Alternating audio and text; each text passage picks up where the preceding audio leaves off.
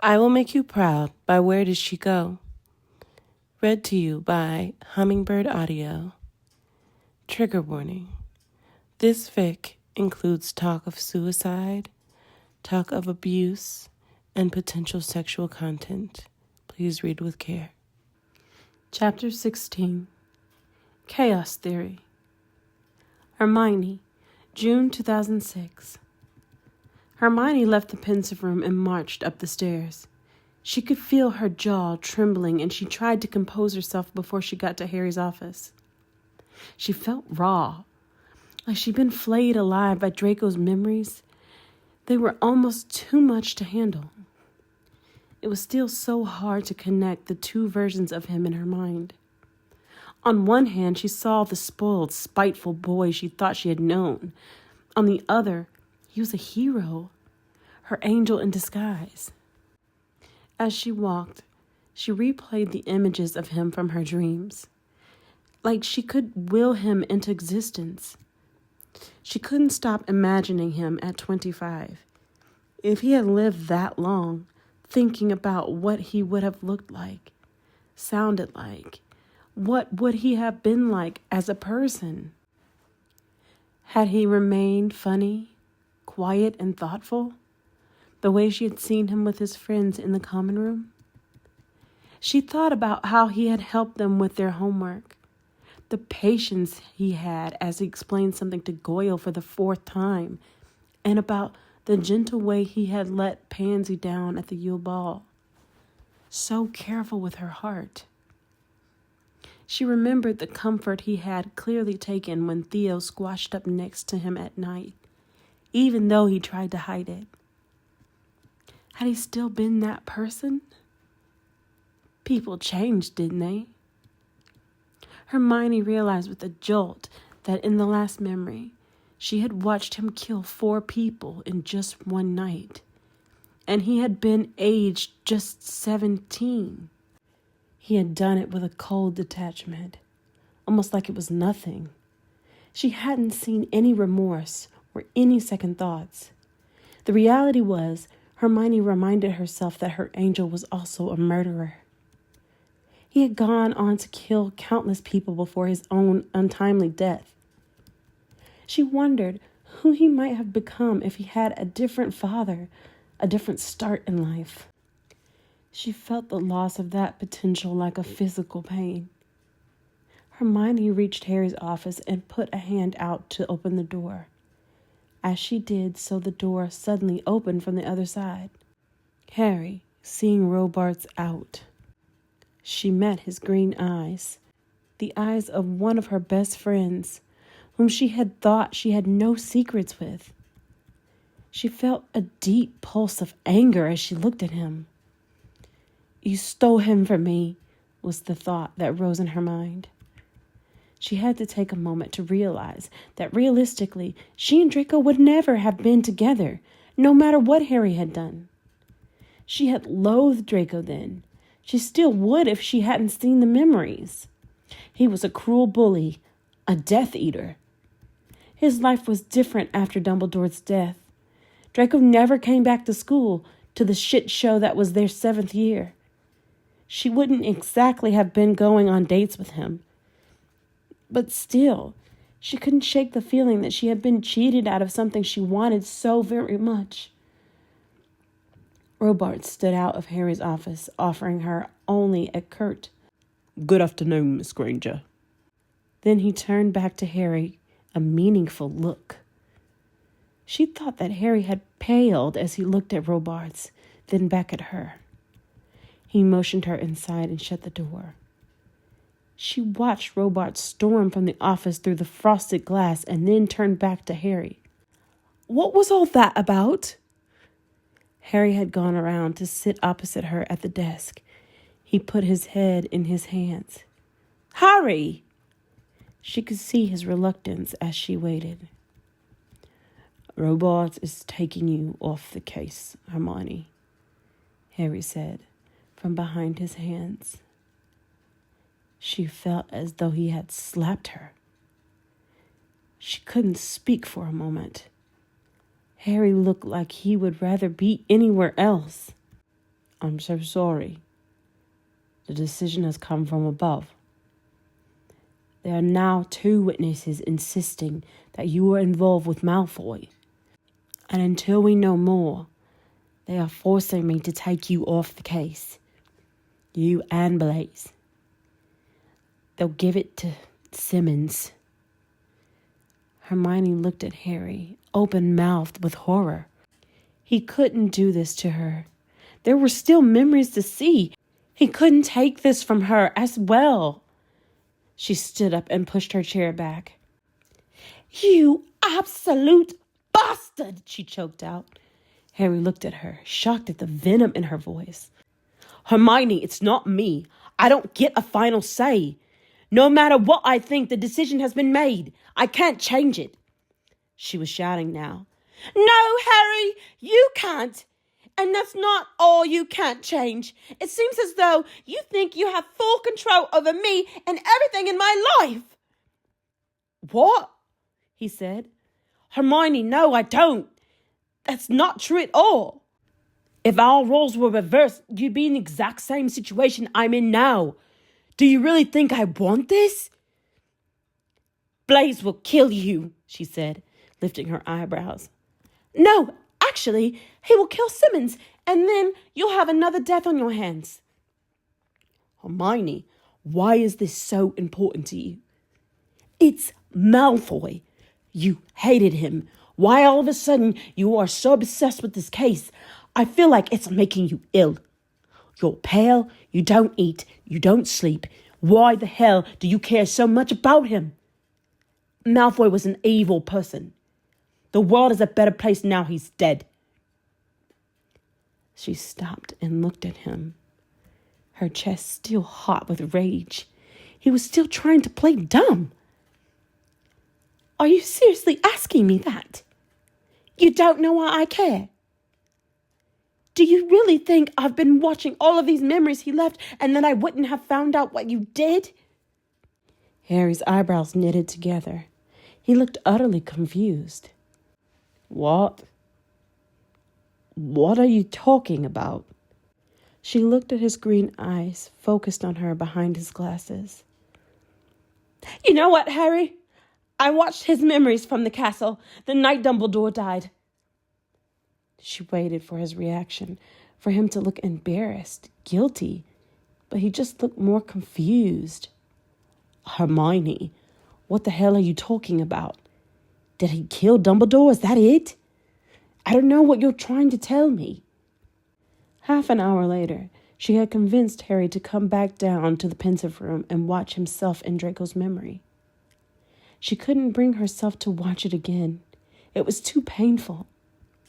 Harry tipped the memory in and lowered his face into the liquid. She sat on the floor back against the pensive and waited. She let herself get lost in her favorite daydream again. Soft lips, long lashes, fine blonde strands. After a while, she opened her eyes and looked over at the remaining 2 memories on the shelf. An idea came to her then, a sudden flash of desperation. If they were taking her off the case, she could take the last 2 memories and hide them. She didn't know if they had a record of how many there had been, if they would notice. But before she could act, Harry lifted his face back out from the pensive. He stood back and looked at her, the shock evident on his face as he blew out a long breath. She saw the emotion there, remembered that he would have seen Dumbledore's death in the memory and relived that awful night in the castle. The smoke, the ruin, the rubble of the ruined classrooms, the blood and death. I don't know what to say, Hermione, Harry said. He looked thunderstruck. Malfoy saved your life back there. He risked his life for you. I know, Harry, and you do too. What? He gave me to you. You took me out of his arms after he killed Crouch and carried me through the school to safety, and then you took me upstairs. She searched Harry's face. What was his excuse? He looked at her, and she could see he wasn't lying. When after a time he said, "Hermione, I swear to you on Ron's life that I have absolutely no memory of that happening whatsoever. I remember looking for you, and I remember being gathered in the Great Hall. You were there. You've been hexed, you were groggy. But I swear to you, all I knew of Malfoy that night was that he let the Death Eaters in. And then he and his cronies left with them after we killed half of them and injured the other half." Hermione looked at him, and she believed him. She had interrogated enough people to know the truth when she saw it. His face was a picture of confusion, his expression open. He really didn't remember it. He looked absolutely gobsmacked at what he had seen. She watched as his eyes stared and moved back and forth, unfocused as he thought. "So Malfoy," he said slowly, "he did have feelings for you." She took a deep breath. "Yes, the memories make it appear like he did. I think since first or second year." Harry raised his eyebrows. "I remember him being a bit creepy, staring at you a lot. But I genuinely thought it was because he couldn't stand you, or the fact that you were muggle-born and beating him in every class. I had no idea he cared for you like that." He indicated towards the pensive. "I mean, he killed his own aunt to protect you, Hermione." "I know," she said, still astounded by it herself. Harry just sat silently for a moment. He seemed to be processing everything. "I was obliviated," he said finally. "I must have been. It's the only short part of the night I can't remember. And it's the part involving him." Hermione had already thought about it. "Draco didn't obliviate you. The memories showed him for most of the night. He was fighting. He let you walk away with me and told you to keep me safe. He wouldn't have then obliviated you." "It's the only explanation, though," Harry said. "Who else would have a reason to erase my memory of Malfoy doing something good for once in his sorry life?" Hermione hated that she didn't like hearing Harry speak badly of him, but she had already thought the same thing, and she thought she knew. She and Harry both said it at the same time. "Snape. He was obviously fond of Malfoy," Harry said. "Probably on the Malfoy's bankroll." Hermione didn't say anything. She didn't bother to tell Harry that Snape had been the only person she had ever seen show Draco some care. He'd been more like a father to him than his own evil bastard of a father.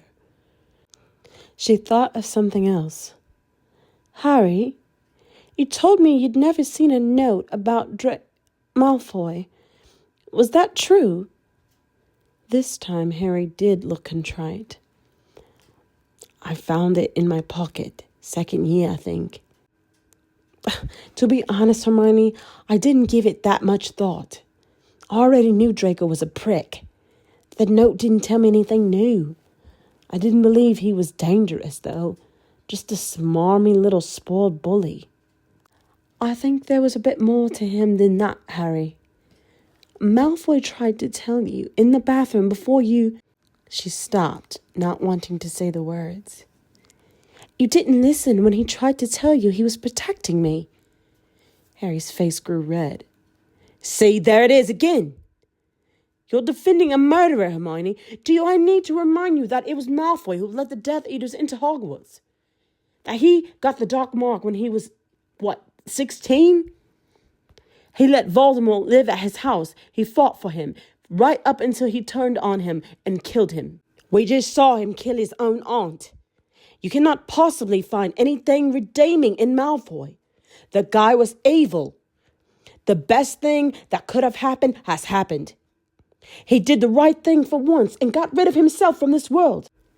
He was a cockroach, a stain on the wizarding world. Simmons can find out what happened, check it was nothing criminal, and then we can wash our hands of him and just be glad that he was the last Malfoy. Let the name die. Close the history books on the whole sorry family. Hermione felt like she was going to scream. Everything Harry was saying about him was true. She couldn't deny. He'd done those things. But she'd seen another side of him. She couldn't believe that Draco had been evil. He was a product of his environment, forced into a life he hadn't seemed to want. She needed to see Snape more than ever. She wondered whether Pansy and Theo would see her again. Pansy might be calmer. She would go in a different capacity, not as a DMLE investigator. She would just try and find out about Draco after he left school. "I'm sorry, Hermione," Harry said, breaking into her train of thought. "But we need to go back up. You need to transfer your case notes over," he sighed. "I don't want to fight. I'm beyond glad that Malfoy did what he did for you that night. I can't imagine what my life would have been like without you, and I dread to think what he saved you from. Please understand, I don't have a choice in this. But to be honest, I think it's for the best anyway. This case is messing with your head. Give it to Simmons and move on. Get back to yourself a bit." Hermione said nothing. She just watched Harry siphon out the memory and nodded. She walked towards the door and waited for him to pass through, before darting back and grabbing the last two memories. Dropping them into her pocket, she slid back out of the door before it closed. She tried not to let the glass files tinkle together as she followed Harry back up the stairs. She didn't know what had made her do it, but she knew, somehow, that she needed to see Draco's memories through to the end. Somehow, she'd find a way back to the pensive and watch them. 6 o'clock, Harry said, as they got back to the office, glancing up at the clock in the wall. "It's Friday night. Let's call it a day, and we can sort the transfer of the case after the weekend." Harry looked at her, worry and contrition in his eyes. "Dinner at ours tomorrow night? I'll cook." Hermione usually loved being with Harry and Ron, but she had things to do and people to see. She shook her head. "Thanks, but I'm busy this weekend."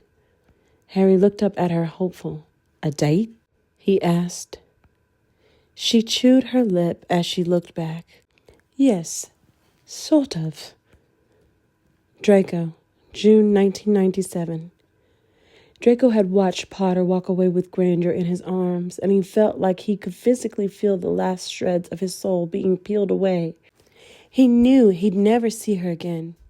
Her long legs in her knee-high socks, her bushy hair swishing as she walked. He'd never hear her prim voice as she described a complex spell as though it were obvious.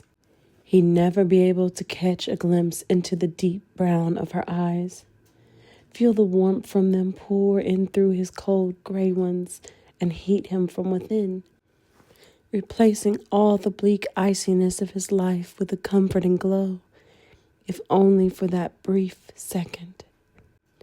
He knew that coldness was all he would know now. Potter would make sure she was gone, out of his life for good. That was for the best. He walked through the halls of Hogwarts and surveyed the damage and chaos he had allowed into such a hallowed place, and he knew that coldness was all he deserved. As he walked, he mentally drew some scrolls. He wrote every new memory he had of Granger on them and rolled them away, then pushed them back to the dusty, dark recesses of his mind, along with the other ones, to keep them safe there. To those, he added the fact that he hadn't actually killed Dumbledore, but that he had killed 4 Death Eaters. He couldn't let Voldemort see that knowledge, and Voldemort would be looking, he knew. He pushed that scroll back too, out of sight. He thought now of his friends. Were they all right?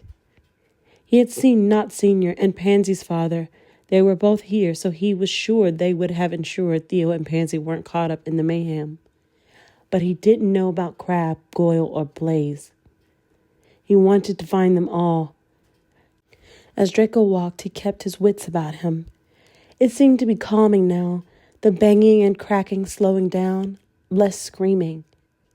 He held his wand out and started ascending, back up the main part of the school. He began to feel the familiar coldness settle over him. He let it freeze any feelings of sadness or worry in his heart. Let it make him hard, like ice. He stopped himself from caring, stopped himself feeling anything except his determination. He was going to impress Voldemort, get close to him, and kill him. Draco lost count of the amount of Death Eaters he had stunned, cursed, or even killed that night. He disillusioned himself and went through, getting to them before they could hurt any more students. He might be the horrible bastard who had let them in, he thought, but he wasn't going to stand by and let them hurt the students for fun. When eventually Draco felt his marks start to burn, he had positioned himself within a group of Death Eaters who were in the process of attacking the wards around Dumbledore's office, under the impression that there were Order members within. He felt the sharp, burning pain and felt relief seize his heart. It was over. He tested his occlumency walls, made sure they were in place, and then followed the other Death Eaters out, through the main corridor and back towards the forest where they could apparate back to the manor. He felt rather than saw the eyes of the other students huddled behind or stood with the teachers as they left.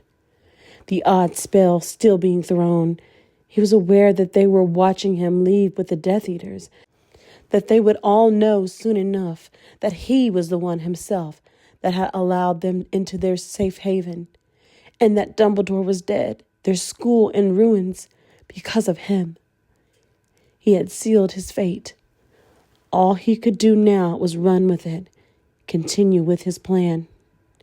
He returned to the manor to find Voldemort in a blind rage. Snape was down in the dungeon with him, discussing the events of the night as Draco himself also entered, along with Alecto, Amicus Carrow, and Corbin Yaxley. "How could this have been allowed to happen?" Voldemort hissed loudly. "We lost a third of those who went in. Dumbledore is dead. The school was unprepared. How on earth did we lose so many?" "The Order were alerted, my lord," Snape drawled, "possibly by Minerva McGonagall. I believe that Alistair Moody was killed along with Dumbledore. The Order will be heavily impacted. Draco did well, my lord. He did as you asked." Draco didn't even look at Snape. He kept his eyes on Voldemort, kept his expression confident, and hoped that both he and Snape were good enough occlumens that if Voldemort questioned it, they would still be alive by the time he was done checking. Anyone who could have told him that Draco had backed out was dead, he reminded himself. "Yes, Draco, well done, my boy. You did your job well," Voldemort said. "Very curious, though, Severus, that neither of you are able to explain how 4 of my best duelers were killed within an hour of entering a school that had only 1 or 2 Order members in it and a bunch of quivering children. It seems very strange that neither of you saw what happened." "We were in the astronomy tower," Snape said. "Crouch had gone to fetch the mudblood. Lestrange and Fenrir were guarding the entrance to the stairwell, and Bellatrix had gone down ahead of us to open the main doors. We should have stuck together." "Clearly," Voldemort hissed, and Draco felt Nagini fix him under her gaze. He heard the sickening sound of her slithering towards him and tensed as he felt her sliding over his feet. He tried to remain calm, keeping his breathing even. "And why do I still not have the mudblood?" "She is being protected by the Order, my lord," Draco said, "on account of Potter needing her to help him figure out even the simplest of tasks." He added drearily. Snape cut in. "She will be difficult to get at present.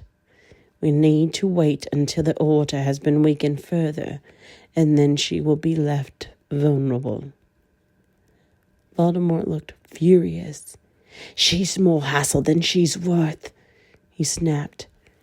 "That is another matter for another day." Draco had to fight not to look at Snape. "Draco, you may leave," Voldemort said.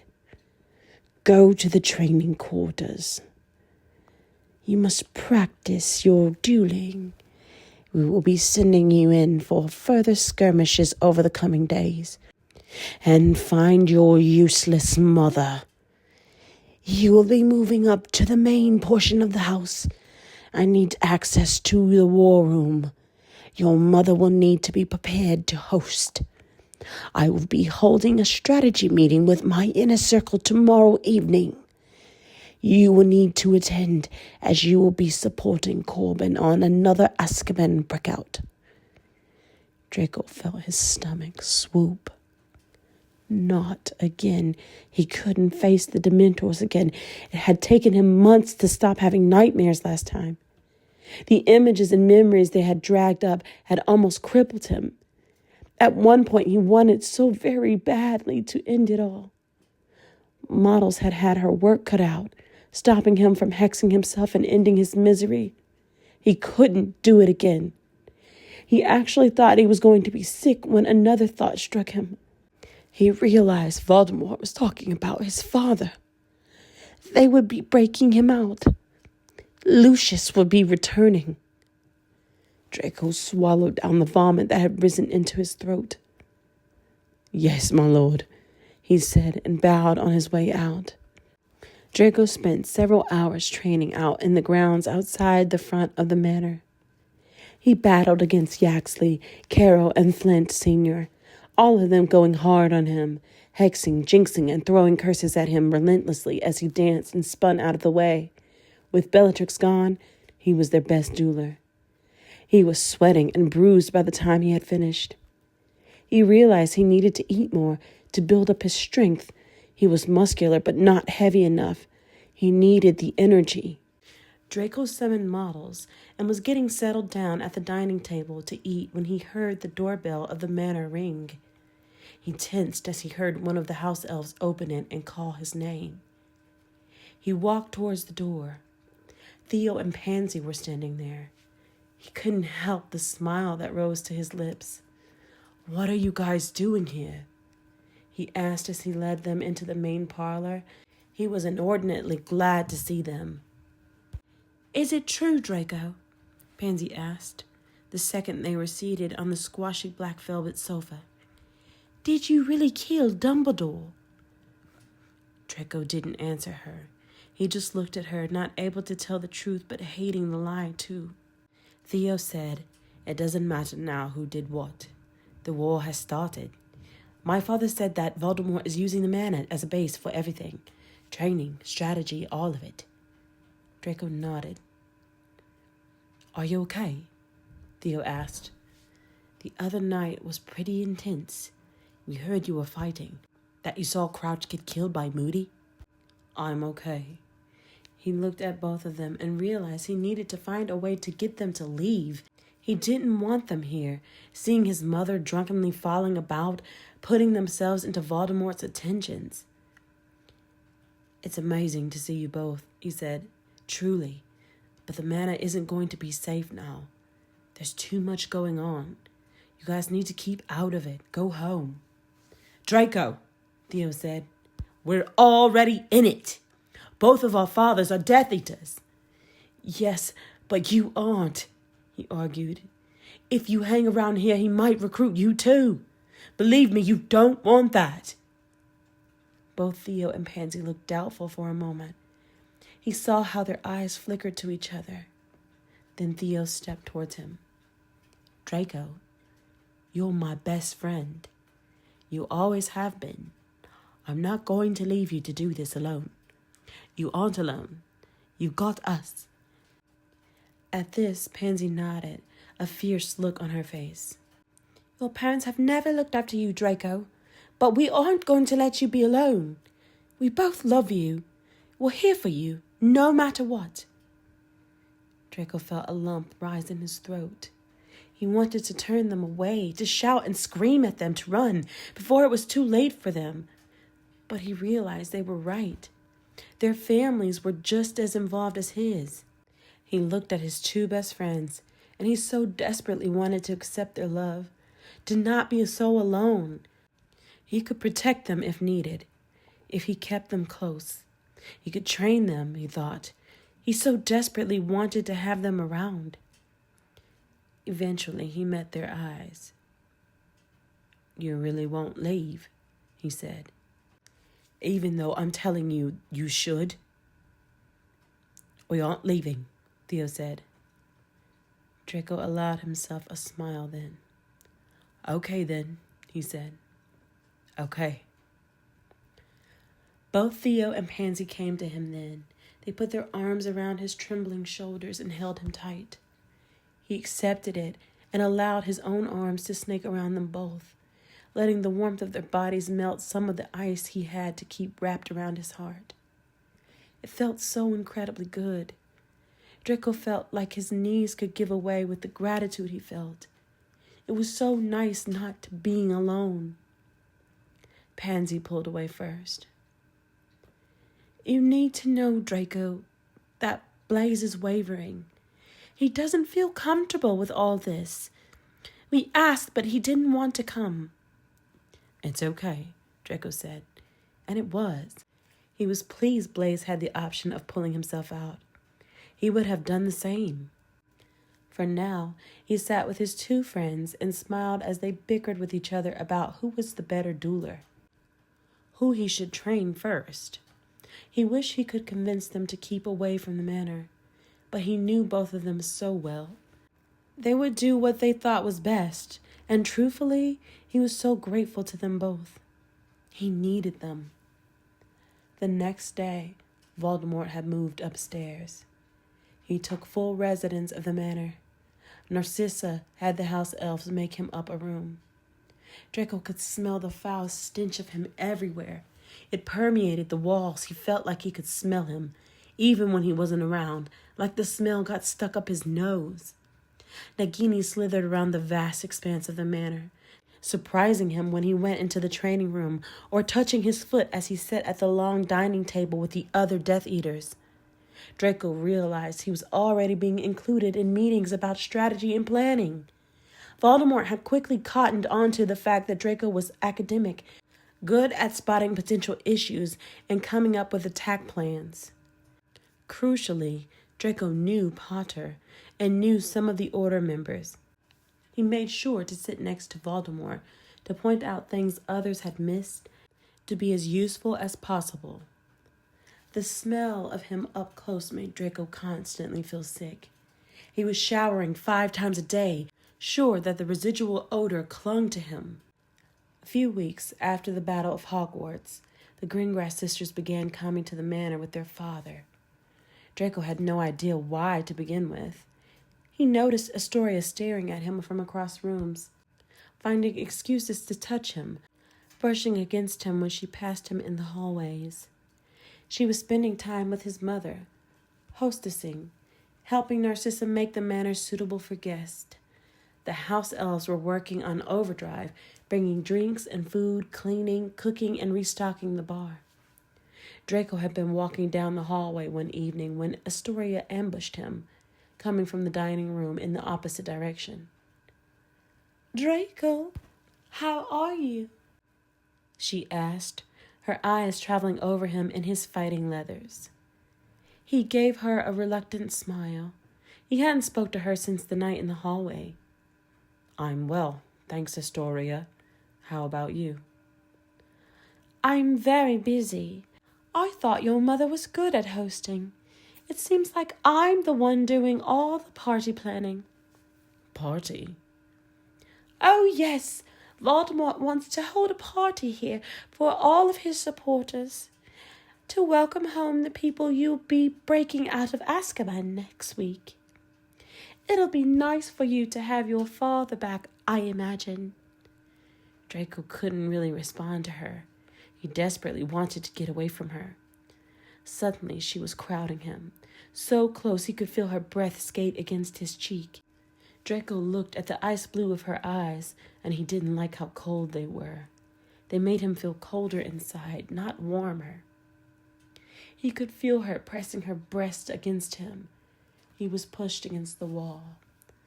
Astoria brought her hand down to caress him through the thick material of his trousers and felt himself stirring at her touch, his body responding to the contact, even if his mind was running through all the ways she definitely was not Granger. "We'd be good together, Draco," she breathed. "Our families are important, pure bloods. If we came together, we could be the most influential, wealthier family in the wizarding world." She pressed her cool lips to his then, still running her hand up and down the length of him. He was thick and hard now, unable to make himself stop her. "Draco!" Pansy's voice was hard as she came out of the dining room. Astoria finally stepped away from him and began walking away, throwing a catty glance in Pansy's direction as she did. Pansy glanced down. "Really, Draco? Astoria Greengrass is a horror. She's an utter bitch." Draco just raised his eyebrows at Pansy, and they both laughed, knowing that Astoria paled in comparison to Pansy. "It's not like I've got many other options, is it?" he replied, and he missed Pansy's bitter smile as he walked into the war room for his meeting. Hermione, June 2006. Hermione left the office, but she didn't go home. She knew she wouldn't be able to rest until she had seen Snape. She searched up his address on the DMLE record scroll and was now preparing to apparate to Spinner's End. She felt incredibly nervous. She realized that she was still as scared of Snape as she had been in her school days. He had appeared to detest her so much that she'd be surprised if he didn't slam the door again at the sight of her face. When she arrived outside the ramshackle house, she stood for a moment, gathering herself. The house was like Snape himself, ominous, dark, hulking. The spiked metal fencing outside needed painting, the black peeling from the steel. The garden was overgrown. The house looked thoroughly unloved. She took a deep breath before walking up the narrow, uneven path and pushing the doorbell. Hermione stood there for so long she had thought he must not be in. She was just about to leave when the door suddenly flew open. Hermione swallowed as she met the eyes of the man she had dreaded interacting with every day she was at Hogwarts. She had despised him. He was another person who had completely subverted her expectations during the memories. She tried to tell herself now that she knew he had a kind heart underneath. Snape had aged. His black hair was now streaked with gray. There were lines around his eyes and mouth. He looked tired. The malevolence in his eyes had been replaced by a wary suspicion. That gave way to a look of grim acceptance when he saw that it was her. "Miss Granger," the familiar, unfriendly drawl. "What an unexpected visit." She had the feeling it wasn't unexpected at all. "Professor Snape, may I please come in?" she asked, embarrassed by the wobble in her voice. He said nothing, but opened the door, and she stepped into the house. It looked like the house of a hoarder, Hermione thought. Every available space was filled with various potion ingredients, bottles, decanters, and sealed jars. The space not taken up with ingredients was full of books, hundreds of them, spell books, history books, and potion books. Hermione looked around her in amazement. She thought this was what her house might look like when she got old. Hers would be cleaner, though, she thought uncharitably. "Have you got a reason for turning up at my door, Miss Granger, other than to gawk at my house?" His tone was cold. It took her a minute to find her voice. She was still terrified of him, Hermione realized. Yes," she said eventually. I've come about Draco. Snape said nothing, just looked down his nose at her. His black eyes glittered with an emotion she could not decipher. Eventually he spoke. Of course you have. He beckoned her through to another room, equally as full of books, and motioned her to sit on a saggy leather couch in the center of the room. She sat down and immediately sank into it, so that her knees were up next to her face. She sat back up and perched on the end of it instead. Snape sat opposite her on a single version of the same seat. He seemed to be waiting for her to speak. I'm sorry for your loss, she said eventually. Snape said nothing, just angled his head slightly in thanks. You and Draco, you were close right up to his death? Is this an interrogation, Miss Granger? Are you here for the DMLE or for yourself? I'm here for myself, she answered quickly. Draco, when he died, he left memories. They were from when he was young, also whilst he was at school. Snape looked at her knowingly then, a wry smile lifted in the corner of his mouth. So you're finally aware then? He asked. Yes, she replied. So you know about his feelings for you? It was a statement. I have seen, she stuttered. It appears in the memories he left that he maybe liked me a little more than I had originally thought. Snape snorted. Liked. The boy was utterly infatuated with you, Miss Granger. Some might say in love. If Draco Malfoy had had any concept of what love was. In love. Those words in association with Draco still seem so impossible. You cared for Draco a lot, Professor Snape? Less of the professor. I'm retired, and yes, Draco came to mean a great deal to me as a young boy. As you may have seen, he had a very troubled life. I felt that he deserved somewhat better than he got, and I tried to make some things easier for him. I'm sure he appreciated that. Yes, he said no more. Hermione could see the emotion there behind his eyes. Professor Snape, I need to know, do you truly think Draco was the way the news reports portrayed him? Did he kill as many people as they say he did? Snape looked at Hermione for a long moment. He sighed deeply. He did, Miss Granger. She felt her heart sink. I'm glad that you have managed to see Draco's memories and to finally understand how different he was from what he chose to show at Hogwarts. However, the few memories cannot fully reflect the true scale of difficulties Mr. Malfoy faced in life. Unfortunately, with the hand he was dealt, it would have been very difficult for him not to become a monster, rather than the other way around. He suffered greatly. Hermione felt her throat grow thick with tears. But he wasn't always a monster. He cared for me. He helped me. He could have let them hurt me, or even hurt me himself. Miss Granger, I found that when Draco Malfoy loved something, yes, he was extremely caring and also very possessive. He would do anything to protect it. You came under that category. Draco loved you very much, and so he was willing to do whatever it took to protect you. She couldn't stop her tears now. They fell from her lashes and ran down her cheeks.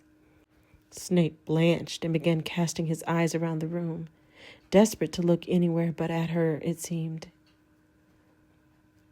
Why didn't he ever tell me?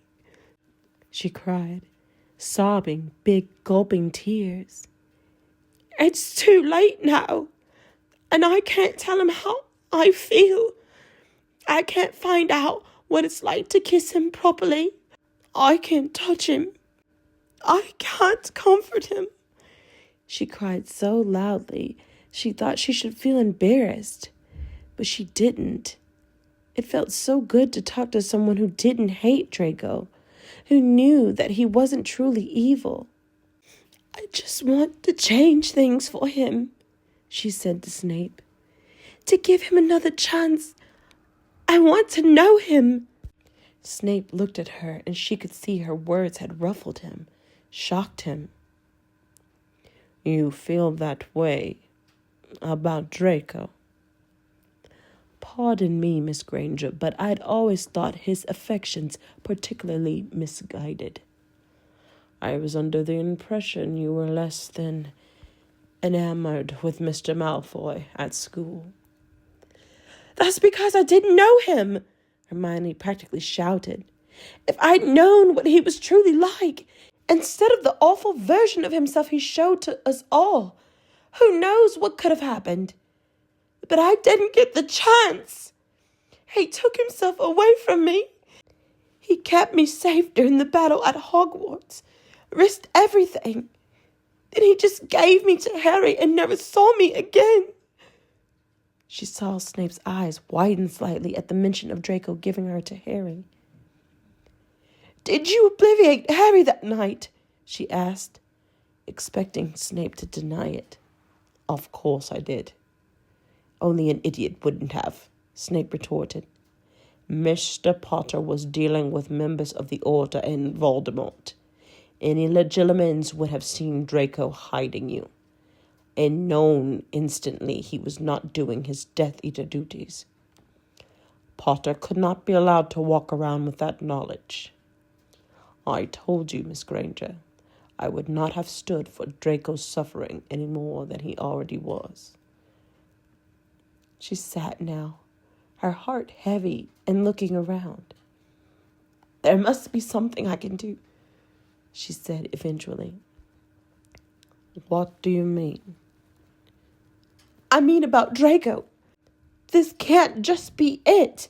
He can't just be dead and it all be over. He deserves better. You said it yourself. He needs another chance. Hermione, don't be ridiculous. Unfortunately, Draco found himself in a situation where he chose not to fight anymore. Death is death, and it is final. It doesn't have to be. We used the time turner to bring Buckbeak back. There must be a way to bring Draco back, to stop him doing what he did, to show him there's more out there. Hermione was practically shouting. She knew she sounded hysterical. It must be a spell, or a potion, something. If anybody would know, it's you. Please, Professor. Snape looked angry now. What you're speaking of is dark magic, Miss Granger. Altering the past has consequences. Did you not listen during the lessons on chaos theory? Chaos theory? She repeated.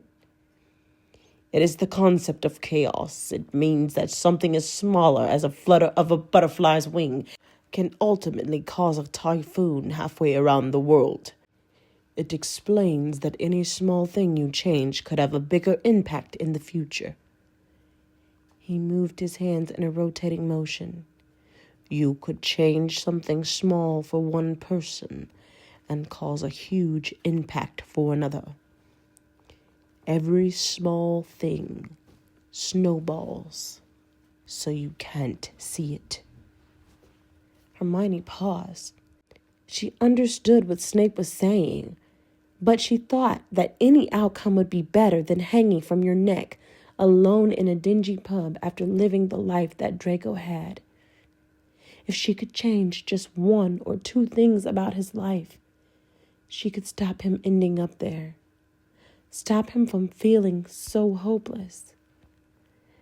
As she mulled over Snape's words, Hermione realized, crucially, Snape hadn't actually said that a potion didn't exist.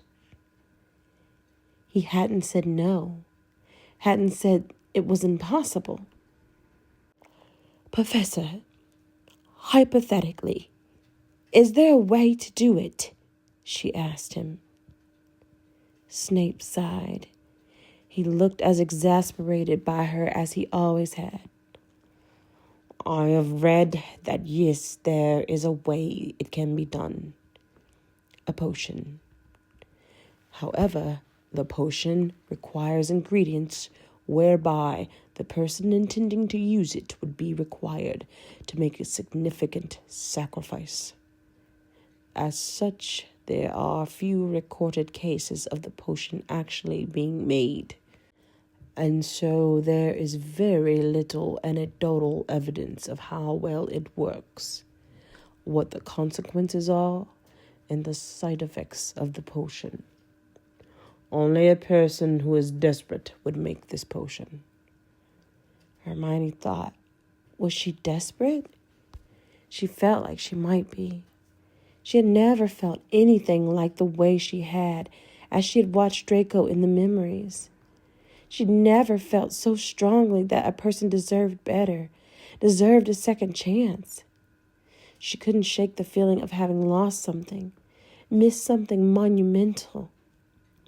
She thought about the risk Draco had taken for her, the sacrifices he had made.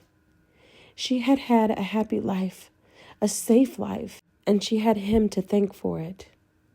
How could she not try and do the same for him?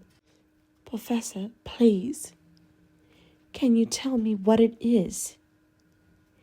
He didn't respond for some time, seemingly battling with himself internally. Eventually, he stood up and went to his bookshelf and poured through the tomes, his lips moving silently as he read the spines. After a minute, he picked up a book and returned to the sofa with it. I think it's this one, he murmured, beginning to flick through the pages, delicate with age. You have access to a pensive? She thought about it. She wasn't sure if she would now. She'd been taken off the case, not officially, but she would find a way if necessary. She nodded. Snape looked through the book for a while, then got up and replaced it, selecting a different one which he returned to his seat with. Eventually, she saw him begin running his fingers down the page, reading the words. It's here. Anima adamantino. He read silently for several minutes, his eyes skating over the page. Then he shut the book with a snap. I'm sorry, Miss Granger, but I cannot allow you to do this. I'm not comfortable giving you the tools to do something I believe is dangerous. Draco has already lost his life at an unnatural young age. I cannot advocate for something that could lead you doing the same. He stood and put the book back on the shelf. Professor, please, Hermione said. I can't live with myself if I don't even try. She stood and went towards him. Before she'd even thought about it, she'd grabbed his hand. He flinched, but didn't pull away. I know you loved him, she said, looking deeply into the dark pools of his eyes. I saw how much you cared for him. I truly believe I could love him too. He just needs the chance to try again, to be saved from his father. You said to him yourself that he deserved better. I want to give that to him. Please, I'm begging you. Snape sighed then and looked at her. If you are going to do this, I want you to think very carefully, Miss Granger. First, what are you willing to trade for another chance for Draco? Secondly, I want you to be very careful about what you are meddling with. Anything you change must pertain to Draco only. This potion will allow you to revisit his memories and intervene in them. It will mean that instead of just viewing them as an ordinary pensive memory, you can actively participate in it. But you must choose what you say and do extremely carefully. Think about the chaos theory. Do no harm. She couldn't help it.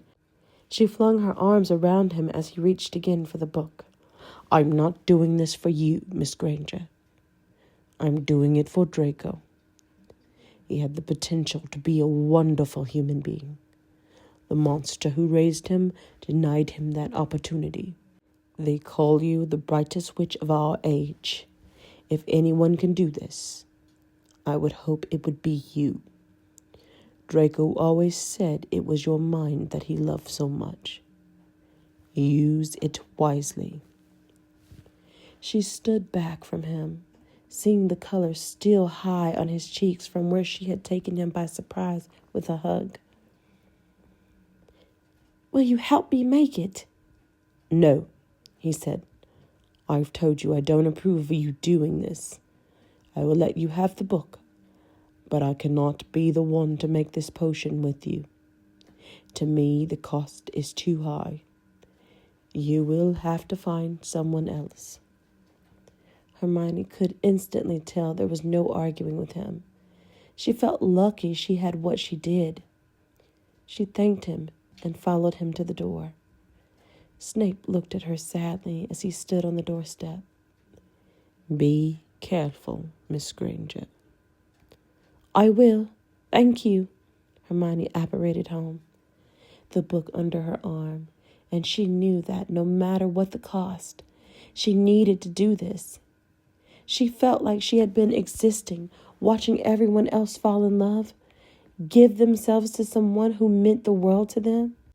Maybe, she thought, I can't find anyone because I already have. Maybe my big love is waiting for me, just on the other side. Hermione dreamed of Draco that night. She had gone to bed but awoken a short time later. She wasn't in her bed. She sat up and looked around her. Dark mahogany furniture, rough wooden floors, a huge room with tall ceilings, intricate woodwork, and dark patterned wallpaper. She was laying in a huge 4-poster bed. She recognized the room suddenly from Draco's memories. She was in his bedroom at the manor. She turned to her side and looked down. Draco was lying next to her, his beautiful face relaxed in sleep. His eyes were closed. Long lashes splayed over his cheeks. His hair was sticking up in blonde spikes, ruffled from sleep. His lips pouted, his breathing coming in slow, even puffs. She looked downwards. He was bare-chested, the sectum sempra scars snaking up towards his neck, ending at one collarbone and crisscrossing over his ribs and chest. Hermione could smell the clean apple scent she had smelled before, a warm vanilla undertone. It was delicious, like coming home. She didn't want to blink, didn't want to breathe in case she ended the dream. She just wanted to look at him. A tear rolled down her cheek. She wanted this to be real. She wanted him to stay. As she brought a hand up to wipe her face, he stirred. His eyes opened, and suddenly she was looking into the unnatural pale silver of his irises. Her breath caught in her throat at the beauty of them. His soft lips curled into a smile when he saw her. Hermione, he said, his voice cracked from sleep. Then he frowned. Don't cry. Why are you crying? She couldn't help it. She cried harder, her tears dripping down onto his chest. He pushed himself up on an elbow and brought a hand up to her face to wipe away her tears. The feel of it made a jolt of pain lance through her. She could feel it. It was so real, but she couldn't keep him. He would be gone when she woke. She caught hold of his fingers and kissed them, savoring the feeling of his skin for however long she could. "Please don't cry," he said, again softly. She couldn't stop, so she didn't reply. She just brought her lips to his and kissed him through her tears. Draco responded instantly, kissing her back and moving his hands from her face to wind his fingers through her hair, tangling them in the strands at the base of her neck. She opened her mouth and his tongue slid along hers, making her shiver. She pulled him towards her, moving onto her back so that he was laying in between her legs. He let go of her hair and put his hands either side of her head, kissing her harder now, his breathing increasing in pace. She sighed underneath him, feeling herself becoming desperate for him again. He pushed her breast up against his chest, realizing that she was topless too. She felt her nipples brush against his soft skin, and she gasped. She could feel him now, thick and hard between her legs. She pushed herself towards him, and Draco moaned softly into her ear as she kissed him. Hermione thought she was going to die of disappointment when she awoken suddenly by a loud bang. Her eyes flew open in the dark. She had knocked her water glass off the nightstand. She tried to catch her breath, the shock of the noise combined with the dream making her chest heave. She cast a lumos and looked under her bed to retrieve it. As she stretched out her fingers, Hermione could see something catching the light from her wand. She reached a little further and her fingers brushed it. She tried again and eventually she pulled it out. It was a cufflink. One silver cufflink in the shape of a clavicula nox. I just wanted to say thank you for listening, first of all. And my neighbors are very active tonight, so there's a lot of little bumps and pops here and there. I try to keep it as clear as I can with the audio. I'm hoping I have a better setup soon, but thank you for riding with me on this one. Interesting chapter, Chaos Theory. We're getting to the meat and potatoes of things, so hang in there. All right, until next time.